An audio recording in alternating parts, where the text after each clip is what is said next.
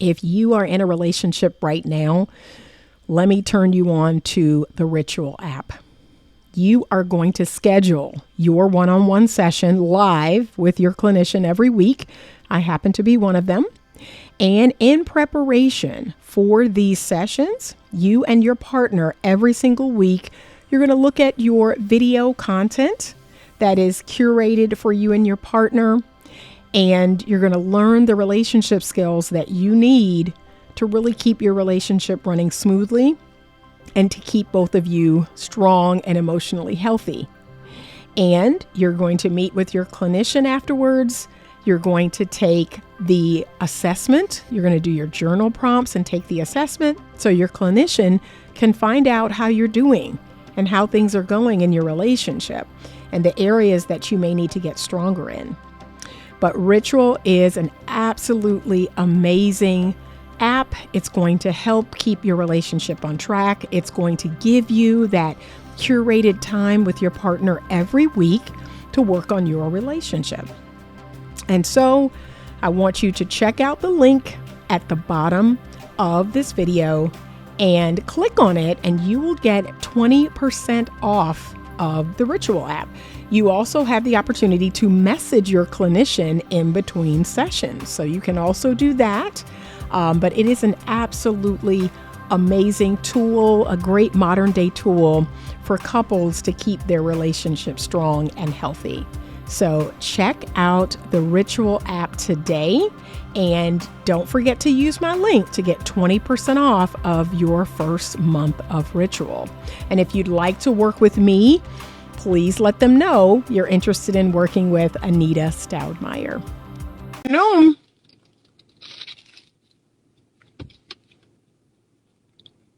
Let me see who's on. But I got to follow up my last live. And you know what? I have to post my last live. I got to post my last live. So my last live was on daddy issues. Today I want to talk about mommy issues. Because we all got issues, okay? We all got these issues. And most of the issues, 95% of the issues y'all got, it come from your childhood. It come from how you raised or not raised. It come from parenting or not parenting. It come from abuse and neglect from, 0 to 18. That lays the foundation for what we're going to see in you as an adult. Soul Loves Peace says, my ex-fiance had mommy issues and it was a nightmare. Ooh, Lord. But guess what I be telling y'all? Good afternoon. I'm just going to speak to everybody. Good afternoon. This is what I be telling y'all, and y'all don't listen. Y'all don't listen. Can I be real? I say the first thing, the first two things. This is the first two things I vet for. And I keep telling men and women the same thing. It go both ways because y'all love saying that. It go both ways. Look, the two things you need to vet for in the first 30 days of meeting a person. Number one, what's their relationship like with God? What's their relationship like with Jesus? What do they believe in that's higher and bigger than them? That's the first thing I want to know. If you don't believe in nothing, if you don't believe nothing created you, nothing made you, nothing's higher than you, if you don't have any relationship with anything, I'm good. I'm good because you believing in your own strength. You believing in you and your own strength. And we know what that means. Like, please, if you don't have no belief in nothing higher and bigger and better than you, nope. So that's the first thing I check for. So I'm going to have that conversation about spirituality, about faith, about religion. Can I say that? Yeah, I'm going to talk about religion and spirituality and faith, right? So even if you're Muslim, even if you're Hindu, even if you're Buddhist, believe in something, you got to be held accountable to something higher than you. So that's the first thing. But what's right behind that? What's number two? Right behind that is you need to dive so deep into that person's family. Like you need to dive. Y'all, I'm having an antacid because for some reason I drank this cold Starbucks Frappuccino and I could feel like a gas bubble right here, right in the middle of my chest. I don't know why this is giving heartburn, but now I got to leave coffee or coffee drinks alone. I don't know what's going on, so I'm going to have this and answer. But number 2 is the family. Number 2 is that person's family. I need you to dive so deep. What's your relationship like with your mama? What's your relationship like with your daddy? What was it like when you were a kid? What's the best memory you have of being a child? What's the best memory you have of being with your daddy? What's the best memory you have of being with your mother, your siblings? Who's your favorite family member? Like, y'all don't care. Y'all don't be caring. You be looking at them, the way they look, the way they talk, the way they carry themselves, where they taking you, and what y'all doing together. You don't care about what really matters, because the truth is, like, if I could be so honest, y'all don't care about long term. You're not interested in long term. But yet, when you find yourself there, when you find yourself dealing with this person more than 3 months or 6 months or 9 months, oops. Oh, dang, they got mommy issues. They got daddy issues. They got traumas from their childhood. They got all kinds of crap that now is my problem. Because people don't want to start as they mean to go. You want to let the butterflies and the chemistry and the connection, you want that to lead the show until it don't. Until you regular, until the person get used to you. So once the person gets used to you and the butterflies calm down and the connection is, oh, well, you know, and the chemistry ain't all that, now you stuck with who they really are. You stuck with who that person really is. So just be mindful. Like when I meet a person, even if they're the finest man I ever seen, or he the richest man I ever seen, or the tallest man I ever seen, or whatever it is that I like, I take a step back and go, you don't know this man, Anita. Like, you don't know him. Let's see. Let's see what we got here. I just take a step back. Now that's called emotional maturity. That's what you do when you grown and you emotionally mature and you've done a fair amount of work. You're not as impressed with people as you were when you're younger. You have more control over yourself and your emotions. You don't get caught up in all the foolishness. You actually have control over yourself. So that's something that y'all can learn. And you can learn it at 25. You sure as heck should learn it at 55. Is everything ain't as it seems. Okay, take a step back. See what that person is really on. That's it. Well, we're going to talk a little bit about mommy issues. I'm specifically talking to the women. And God bless you. God help you if you have a mother that was ever jealous of you. If you have a mother that ever felt the need to compete with you. If you have a mother that was critical. If you have a mother that, you know, wasn't no pleasing her. If you had a mother that was alcoholic or addicted. If you had a mother that was depressed or anxious all the time. If you had a mother that didn't protect you. Ooh, God bless you. God bless you. If you had a mother that didn't protect you, that didn't stand up for you, that didn't tell, you know, your father or her husband, whoever that was, like, hey, don't do that. Don't say that. Don't, you know, no, God bless you. Because that's a lot of women's reality, that they did not have a mom that protected them, that loved them, that didn't feel a need to compete with them, that didn't, really see them. But I've heard some crazy stories about women who, you know, don't have a good relationship with their mother. And the mom had all kind of issues. Ooh, this another one. God bless you if your mother had you younger than 21. If your mother had you young, like younger than 21, before she had fully gone through a certain amount of maturation, God bless you. God bless you, because that was a young, immature young woman. Like, she couldn't give you what she didn't have. That's a lot of people. My mom had me at 16. I'm like, whoa, God bless you. Like, oh my God. A child raising a child. My mom had me at 15. My mom had me at 17 or 18. Yeah, that's a child having a child.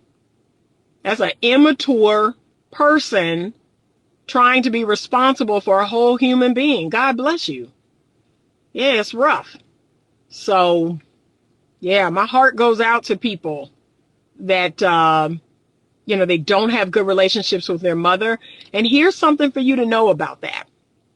When you don't have a good relationship with your mother, or you don't feel the love, the unconditional love. So in my humble opinion, a mother's love is the closest form of unconditional love that we as humans will ever experience. The only true unconditional love is God. Like, don't get it twisted, right? We love to talk about unconditional love and, oh, I'm looking for unconditional love. I'm looking for ride or die. Then you need Jesus. Okay. You need Jesus in your life. Jesus is going to ride or die for you. Jesus is going to come in and save you no matter what you done did. No matter, what wrong or bad thing you done did, Jesus is going to be right there for you. Now, you can't expect that out of me. Like I said, you can't do me any kind of way and think Anita gonna ride it out with you. I'm not. I'm really not. Like, you can't dog me out. You can't do me any kind of way. You can't talk to me any kind of way. Okay? Because Anita has conditions. Okay? Anita has conditions that must be met. Okay? That's what you need to know. So, no, you're not going to get unconditional love over here. You're not going to get unconditional relationship. You're going to experience love. You're going to experience care. You're going to experience a lot of things. But if your behavior is not such that we can continue that, then Anita's going to go over here. Okay? That's what you need to know. And that's because I love myself. Okay? I love myself. That's the love that I have for me. Right? But one of the things I see a lot in my counseling practice is women who have not experienced what to me is the greatest, greatest love of all, other than self-love, is the love of a good mother. A mother who has your back, a mother who's there, who's present, a mother who's sacrificial and will serve you and will, have your back. And so here's what a lot of people think, that if they didn't experience that or they didn't have that, in their mind, they're thinking, well, dang, if the woman who carried me for 9 months couldn't really love me, couldn't really, sacrifice for me or serve me, no one can. People really believe that. Like, if I didn't get it from my mom, I'm never going to get it. Like, my own mother didn't love me like that. My own mother didn't have my back. A lot of people, they're carrying that wound. And when you're carrying that wound, especially that mother wound, it's like a self-fulfilling prophecy. So if you're walking around thinking, no one will ever really love me, no one will ever really see me or have my back or hear me or stand up for me, it's like a self-fulfilling prophecy. It's almost like you're looking for that in other people. So a lot of our moms are critical. My mom could be critical. My mother was a very good mother, but she could be critical. My mom was really hard on me. And my mom very rarely told me I was pretty or I was beautiful. She very rarely. And when I was an adult, I remember being in therapy, and I wrote her a letter. And one of the things I said in the letter was, you never told me I was beautiful, or you never told me I was pretty. Like, you never complimented me on my looks. And my mom's response was, I never wanted you to get your worth and value based on your looks. Like, I never promoted that, because that's not, like, I wanted you to be a person of high moral character. That is the most important thing in my mind. But if I had told you at every turn how beautiful you were or how pretty you were, you would get your value from that. You would think that all of my value is about how I look. That was her response. And I was older. I was like 24. And I was like, oh, I could kind of understand that. Like, oh, that makes sense. Like, that's why I'm not impressed by people complimenting me. Like, a man complimenting me is called, okay. Like, like, that don't mean anything to me. But I can honestly say I owe that to my mother. because that's how she raised me. She raised me like, yeah, okay. That's called DNA. Like, my looks is called DNA. I didn't do anything to earn my looks. I didn't really do anything, special to look this way. Mom and dad came together and had a good time, and whoop, there goes Anita. So she wanted me to have good character. She wanted me to have good morals. She wanted me to be rewarded for things that I actually did. Like, that's both of my parents. And remember, my parents are boomers. So in their mind's eye, unlike millennials and Gen Zs today, like they're giving away participation trophies. My parents don't believe in that. Like, my parents don't believe in that. There are winners and there are losers. and to some extent, I agree with that. Like, I'm raised by a boomer. Okay? There are winners and there are losers. Right? And in some regards, I support capitalism because it says that people who work really hard, people who go above and beyond, those people are rewarded. Like, I agree with that. I don't think everybody should have the same thing because there's going to be a percentage of people who do absolutely nothing. And why should those people get something and the same thing that the hardworking people get? No, I don't believe in that.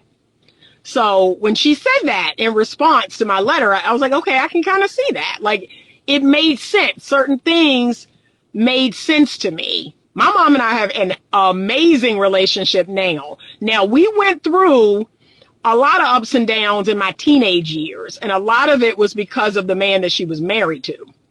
My mom was married to a man who I personally believe was just, ridiculous. Like, he had rules and regulations that to me were just ridiculous. And I just, made up my mind, me and my brother, that we weren't going to live under her roof anymore. Like, this is just ridiculous. This man is ridiculous. Like, you're raising us in such a way that, you're letting this man kind of dictate. And his rules were ridiculous. So my brother and I both went to live with my dad. But we healed our relationship. We worked through that. I even worked through some of the animosity I had towards her husband. So that relationship got better before he died. And I'm a big believer, y'all, in if you can improve the relationship with your family, if you can heal the relationship with your family, that you should. Now, again, as y'all well know, I will not be abused by anybody. Okay? I will not be abused. I don't care what your title is. I don't care what your, I don't care the blood that we share, the same blood, the same DNA. I will not be abused by you. Okay? I have very strong boundaries when it comes to that. But if you can heal the relationship with a family member, you should try. And then if you can't, you go about your business. Okay? You go, well, I tried. You won't participate. I'm trying to get things out in the open. I'm trying to have hard conversations. I'm trying to do things differently moving forward. If that person won't do that, leave them alone. But for the most part, I had a great mama. My mama was like, yeah, I want you to do better than me. I want you to be better than me. I want you to have more than I ever had. And guess what? That's how I am with my daughter. I don't compete with my daughter. I don't, find myself, jealous of my daughter. My daughter is beautiful. My daughter is a baddie. Okay? All day long. My daughter is a baddie. I would tag her Instagram page to this video, but she would hate that. But my daughter's a baddie, okay? My daughter's a beautiful young woman. And guess what? Not only, and this is what I told her, I said, sweetheart, I'm grooming you to find an amazing man. I'm grooming you to find an amazing man and get married and have a family and stay married. I'm giving you the blueprint, even though I could not. Even though your grandmother married multiple times. No, it stops with you. Okay? This little thing we got going, it stops with you. So I want to see my daughter do better than me. I want my daughter to have a bigger house than me. I want my daughter to make more money than me. I want my daughter to have a better marriage than I had. I want to see my daughter outshine me. So I don't understand the whole moms jealous of their daughters. Like, I don't get that. To me, that's weird. Now, you have to keep in mind, I am 34 years older than my daughter. So I was a grown A woman when I had my twins. Okay. I was a grown A woman when I had my first daughter. So, okay. I was not a kid. That makes all the difference. I was not 16. I was not 18. I was 31. Okay. I was 31 when I had my first child and 34 when I had my twins. So I was a grown up. That makes all the difference. And I do think we should have a measure of compassion for our family and compassion for our parents, because a lot of them, they had us young. They didn't know what they was doing. They didn't have a clue how to raise no kids, and they just didn't have a clue. You can have compassion for them. Now, that don't mean, again, remember what I said, you don't allow the abuse to continue. You got to shut it down, but you can have a measure of compassion if you want to work on healing those relationships. But we got a lot of mommy issue women. We got mommy issues, and the mother, she wants to live vicariously through the daughter. I see that a lot. Well, go to this school and do this and do that and join pageants and do this and do that, and you should model and do that. Like she's trying to live the life that she missed through her daughter. I see that a lot. I see a lot of mamas that are bad role models for their daughters. I see a lot of mamas smoking and drinking and clubbing and out here with a bunch of men and dressing crazy. And they are a poor role model for their daughter. They lack class. They lack couth, as my grandmother would say. Okay, so they're being a bad role model for their daughter. All right, so So nope. But a lot of women, they never really healed from that time when they were like teenagers with their mother, right? So there was a lot of headbutting. I hear that a lot. Oh, when I turned 14, there was a lot of headbutting with my mom, and it lasted till I was like 18. And then they leave the house or go off to college or whatever. They never really quite heal that. But here's what I want you to know about that. That's normal.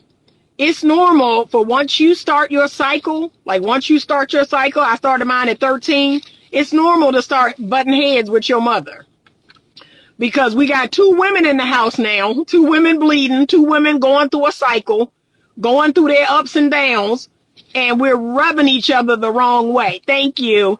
Good afternoon. Yeah, we're rubbing each other the wrong way.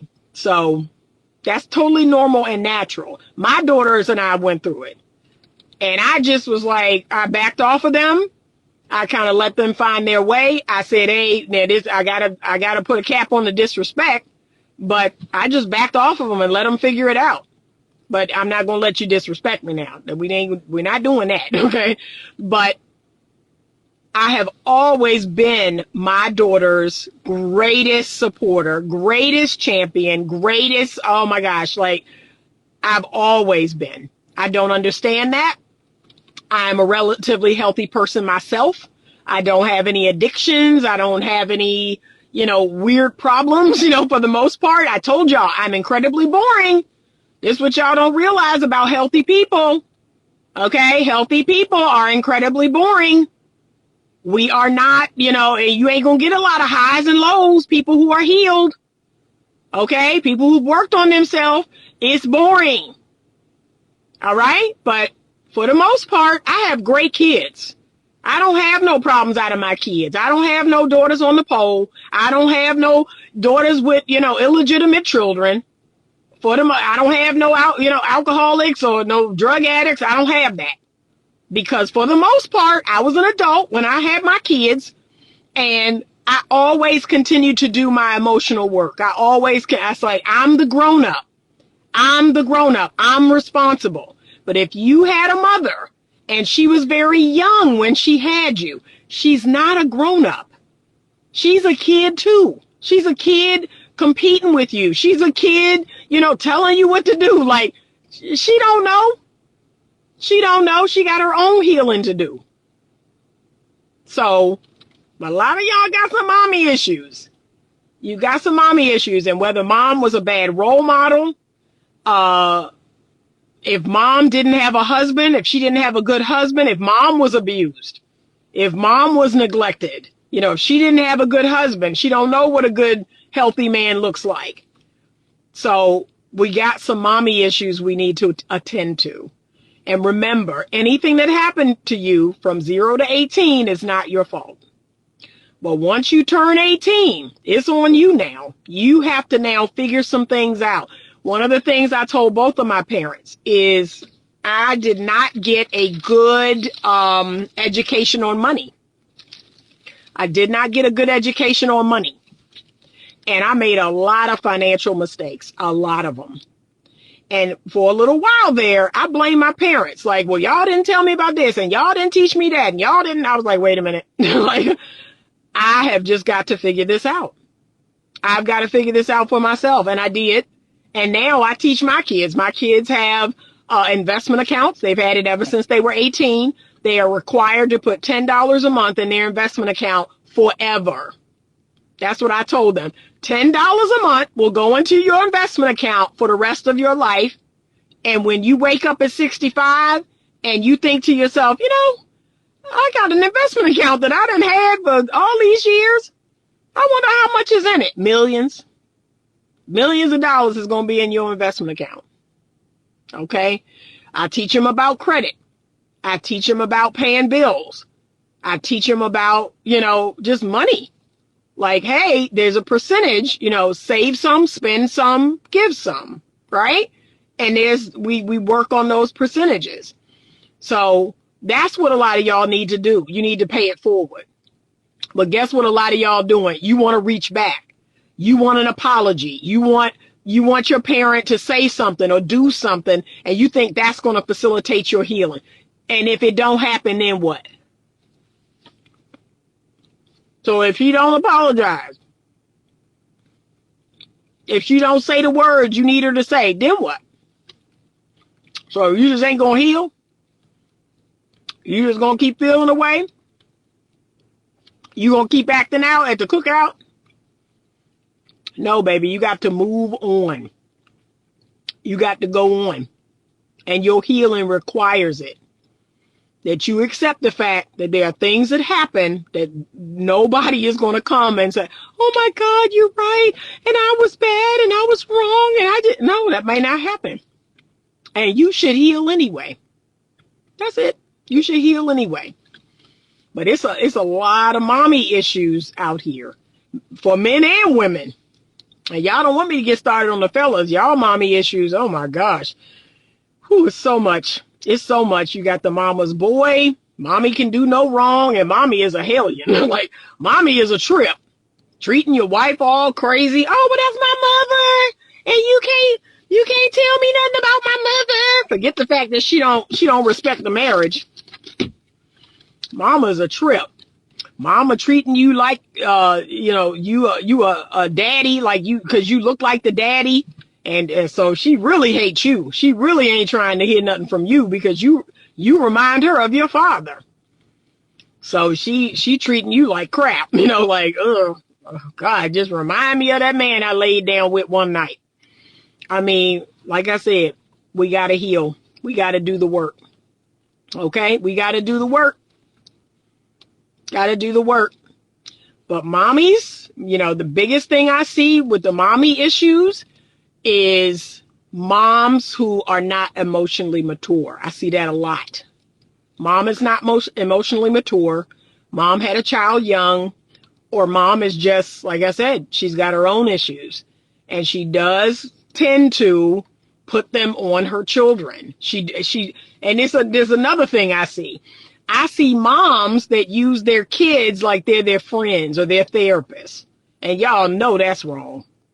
Y'all know that's wrong. I don't come from that generation. My mother told me straight and plain, first of all, you ain't my friend. Okay. Second of all, my business is my business. Stay out of my business. Like, my mom ain't telling me none of her business, even to this day. I'm a grown woman. And I'm like, hey, Ma, I got a call from the doctor about something. That's none of your business. My mother is quick. My mother will cut that mess off with the quickness. That's called none of your business. I'm like, well, darn, I mean, I'm grown. Like, what's going on? So we don't do the whole mom is your friend. Like, we don't do that. I don't do it. I listen to my daughter. I let her talk, and I'm just listening. I don't try to be her friend, but I listen and I have her back and I support her. But a lot of y'all got a mom that's like your best friend, and you know, they trying to be young and they trying to relive their youth through you and all this other stuff, and you playing the little therapist. They telling you all their business. They telling you the business with your daddy or the whoever the man they with. That's all very inappropriate. And then look, a lot of people are parentified. If you never heard that word before, a lot of people are parentified as a child. You're made to be another parent. So a lot of y'all got issues with mom because mom had you first. Then she went and had a whole bunch of other kids. And now she wants you to raise them. Nah, that's why I had my children as a grown woman. I don't believe in that. I don't believe in having a whole bunch of children young and then making the oldest one, turning them into another parent. No, I parent all my kids. That's why I only had 3. I parent all my kids. I'm in charge. I'm in charge of all my kids. I don't put the oldest one in charge of I don't do that. I'm in charge of everybody. So a lot of people have that issue. You are parentified. You are made to be another parent instead of just being a child. But a lot of women have issues with their mother. And what's so interesting is they turn into their mother. The very issue, the very thing that they didn't like, they start doing to their daughter. It has to stop. At some point, you have to say to yourself, you know what? This happened to me as a child. I didn't like it. I didn't want my mom doing this to me. I've got to stop doing it to my daughter. That's it. But work it out. Go into therapy together if you need to. Try to heal that relationship. It is a foundational relationship. The relationship with your mother is incredibly foundational. You lived in this woman's body. And if you were blessed enough to be breastfed, she breastfed you. She fed you. Hello. So please try to heal that relationship if you can. Crazy T says, yep, Whoopi said that on The View today. I'm not your friend, to her daughter. And she was mainly saying it for a reason, because The View catered to white audiences and the white folks needed to hear that. Yeah, I don't play that. That is definitely a black mama thing. You know, I'm not your little friend. It's a really funny video going around, a really funny reel where they talk about all the things black mothers say. Of course I have a black mother. What I look like being your little friend? Like, yeah, no. Of course I have a black mother. Stop coming in and out and letting all the air out. Of course I have a black mother. Of course, our dinner is well seasoned. Like, yeah, there's certain things, if you was raised by a black mother. Okay, so AAA is here to let you know. Yes. All right. I'm not your little friend. I'm your mother. I'm going to discipline you. I'm going to listen to you. I'm going to love you. I'm going to have your back. Now, let me tell you something right now. This how you know you got a good black mother. Like, let somebody come against you. Let somebody talk crazy to you. Let somebody do something crazy to you. You do not want to see a black mother come to the rescue of her child. Like, you in trouble, okay? So we don't play that when it comes to our kids. We put in too much blood, sweat, and tears. I tell my own kids that now. I put in too much blood, sweat, and tears, keeping your little tail alive, and you're not going to blow that up. Okay? I'm not going to let you do it. I'm not going to let anybody else do it. So, nope. No. Okay? But, ladies, I want you to think about, what is your particular mommy issue? Is it something that you can work on? Is it something that you can heal between you and your mother? Can you start by writing your mother a letter? And whether your mother is living or deceased, whether you have a relationship or not, sometimes it's as simple as writing your mother a letter, being very direct about the things that happened and how you felt about them. That's it. Some people give their mother the letter. Some people don't. Some people will write that letter and will not even give it to the mother because they're like, you know what? It felt good enough just writing the letter. That helped me to heal. That helped me to come to myself and feel heard and feel seen. Like, some people just write the letter and they don't give it. I gave it. I gave it. When I got that assignment, I gave it to my parents. My therapist was like, yeah, write a letter to your mama, write a letter to your daddy. I sure did. I was very direct, and this has happened, and that happened, and this is how I felt about this, and this hurt me, and this and that. And she's like, oh, don't you feel better? I was like, yeah, I put it in the mail. She's like, what? Like, you sent it? I was like, yep. Because what I look like, no, if I'm healing and I'm growing and I'm feeling all these feelings, I'm going to let them feel them too. Everybody going to feel a way. If I feel a way, everybody going to feel a way. And that was the beginning of having a fabulous relationship with my parents. I owe that to the healing that I've gotten over all these years. I actually told them. Like, this happened, that happened. This is how I felt about it. And now I'm over it. I'm ready to move forward. I'm ready to have a better relationship now. These are the boundaries that I have set. This is how I'd like to do things moving forward. This is the role I'd like to play in your life. This is the role I'd like for you to play in mine. See, it's not hard. Now, if they can't do that, then you got to go about your business. If they can't do that, if they can't, be mindful of your boundaries, if they're still very disrespectful, if they feel away and this and that, okay, well, I tried. I tried to have a healthy relationship with you, and unfortunately, you don't want to do that. That's it. How do we train people to be sensible, to not label and judge everything and just absorb healthy and common sense thinking? I'm still trying to figure that out myself. I really am. I used to believe that there were basic common principles that could be taught. I used to believe that empathy could be taught. I used to believe that common sense is something that could be taught. I used to believe that critical thinking could be taught. And in the last 5 to 10 years, I'm like, maybe I was wrong. Maybe I'm wrong. Because people don't have basic common sense. They don't have empathy. They don't have compassion. They can't critically think. I don't know what's happened. Evolving Lulu 74 says, I can't, 20 plus years, no contact. She has no redeeming qualities. I just don't believe a person is all bad. I will not. I'm a therapist, so I wouldn't be in this business if I didn't think people could change. So she has one redeeming quality, and that is she didn't abort you. That is her one redeeming quality. She did not abort you. She did not do anything to end your life. She brought you here. Now, I don't know what happened from that day forward, but she got you here alive and breathing. That's her one redeeming quality. So if you cannot repair, I understand. Like I said, some relationships cannot be repaired. We can only, love people from afar or bless them and send them on their way. I'm a big believer in that. Okay. But I do believe people can change. I wouldn't be in this business if I didn't think so.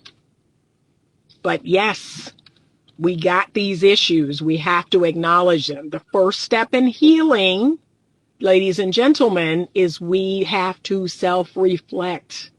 We have to acknowledge, I got some stuff. I got problems. I take things personally. I get offended easily. I feel shame. I feel insecure. And other people you just got to own it. Just own it and release the shame around it. You are not a bad person because you have issues. We all got issues. That don't make you bad or wrong or messed up, but we got issues. If you have made it through childhood, you got issues.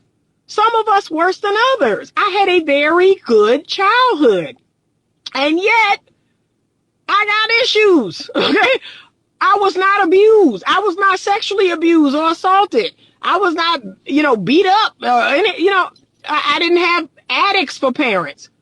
My parents were adults when they had me, and I got issues. Like, we have to release the shame of what we've been through. It happened, and we got to deal with it. And then, okay, once we process it, we go about our business. We get better. That's it. Okay, I think sometimes we have to forgive our parents because for the most part, they probably just did the best they could. I agree. And guess what? People will say to me, well, that's letting them off the hook. And why should I? No, I'm not going to forgive them. I'm not going to say they did it bad.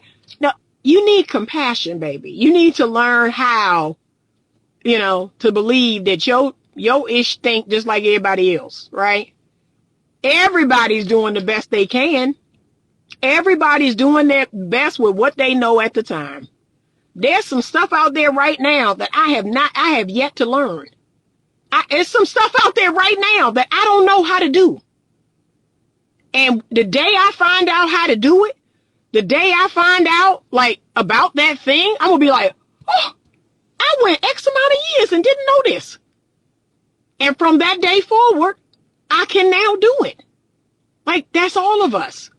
We're all operating on the knowledge we have now. So stop, villainizing and demonizing everybody. We're all made in God's image. And that, I know that's a hard pill to swallow when someone has hurt you, when someone has abused you or neglected you. That's a hard pill to swallow.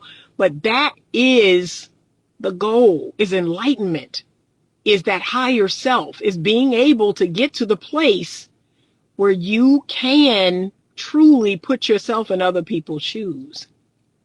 That's the goal. Anita, I definitely want you to be my therapist eventually. I've been following you for a long time. Thank you. Yeah, we just, like I said, we got to heal. We got to grow. And look, even in your healing, you gonna make mistakes. You gonna make mistakes. Cause I be making mistakes. Like, you know better. Don't say that. Don't do that. You know better. Right? And even in the midst of it, I'll say, okay, I know better. I know I shouldn't be saying this, or I know I'm saying this very harshly, very abruptly. And I want to reel that back. I want to get a do-over. The self-awareness is the key. You have to be self-aware. You have to be able to call yourself out. That's the first line of action if you want to start that healing process. But it's things that people will not even admit. They won't even admit it to themselves, much less somebody else. But look what the Bible say. The Bible say we're supposed to confess our sins to other people. We're supposed to confess our sins to God. That is the beginning of having an awareness. We have to be willing to be aware. But people they got their head in the sand so deep, they will not even acknowledge what their shortcomings are. So that's the first step. That's your homework assignment.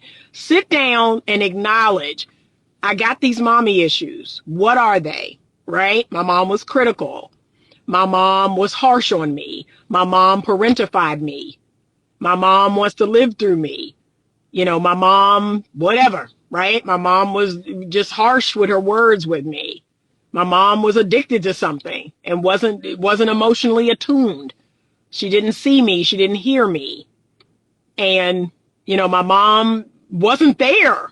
How about the biggest one of all? My mom wasn't even there. My mom gave me to her mom. My mom gave me to my dad's mom. My mom didn't even raise me.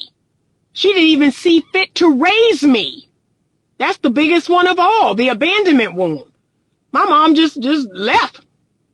That's a big one. We got to work on it, though. We got to work on it. And here's what you got to believe. That has nothing to do with your worth and value.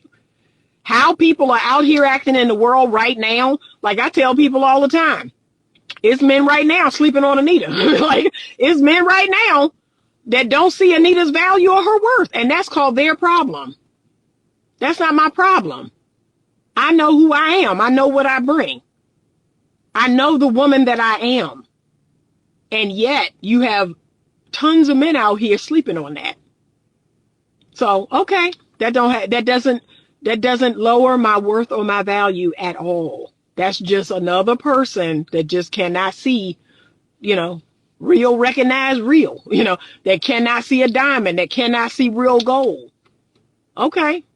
So you got to acknowledge accountability is first step. Yep. Okay. So, like, that's the first step, is you got to acknowledge what are those issues. Write them down, talk about them to somebody. This is a mommy issue that I have. This is a daddy issue that I have. We already talked about daddy issues. Okay. And I'm ready. I'm ready to reparent. I'm ready to forgive. I'm ready to offer a measure of compassion for my parents. but I'm ready to move forward. I'm ready to step into a healthier whole me. And in the interim, I will continue to parent myself. I will continue to parent my inner child. I will continue to listen to my inner child. If I was ignored, the last thing I'm going to do is ignore my inner child. If I was abandoned, the last thing I'm going to do is abandon myself. That ain't going to happen. You going to hear Anita's mouth at every turn. Like I said, that we ain't doing that. We not doing that. Hey, I want you. No, we're not doing that. Okay, I'm not going to abandon myself. This is something that doesn't work for me, and I have to speak on it. Okay, so ladies, I want you to do the work. I want you to identify what those issues are. I want you to see if you're repeating that pattern with your daughters. Are you finding yourself doing the same thing? I tell my daughter all the time, you're beautiful, you're smart. You know, she fixed the bumper on her car the other day, and she called me and, oh, look what I did. I was able to figure it out. I looked at a YouTube video. I know, look at you. And didn't even have to get me involved. I said, look at you. I'm so proud of you. I'm glad, because she had called me earlier like, oh, the bumper is coming off. And I was like, look, I said, I'm in a meeting. I can't do it right now. I'll get back to you later. But she went off. She figured it out for herself. And she called me and she snapped a picture. Look at what I did. I said, great. That's the child I raised. Problem solving. Okay. That's what I love. So that's it. That's it. But we got to do the work. If you can heal that relationship, I want you to do that. If it can't, it is what it is. But you may have to reparent yourself. You may have to give yourself what you need that your mom didn't. Okay? So whatever that looks like, you sit down and you be real with yourself. What are the mommy issues that I have? And then give those things to yourself. That's it. That's it. All right. Good talk. Thank you so much for joining. I appreciate you all. I just wanted to follow up with this because I had some people watch the other video on YouTube. And you know what? Like I told you, if you want to see all of my lives or all of my videos, all you got to do is skip on over to YouTube. Please subscribe to the channel. I so appreciate you all. It doesn't cost you anything. It means the world to me. You thumbs up the video. It gets my videos in the algorithm. Okay, more people watch it. That's it. Thank you. I appreciate you all. Have a great rest of your day. It is absolutely gorgeous here. I'm about to head into the garden for a few minutes, and then I'm going back in and take this class. I got a 3-hour class I got to sit through, but I'm going to go into my garden and just check on my plant babies, and then I'm going in, and it's a scorcher here. It's supposed to be like 92 today. So stay cool. Thank you so much for joining. And as always, oh, my YouTube channel is Better Love Movement. So my platform name, you can find me everywhere on Better Love Movement. Facebook, Instagram, YouTube channel, my website. And y'all, I'm slowly getting my website together, so be patient with me, but my website should be up by the end of the month. But already, I'm seeing progress. People have been saying, oh, I see your website is coming along, like slowly but surely. So just be patient with me. Oh, lastly, this Sunday, we will be doing our masterclass. June 23rd, 7:30 p.m. is for the ladies only. Please register at the link in my bio. Thank you. Have a great day. And as always, stay open to love.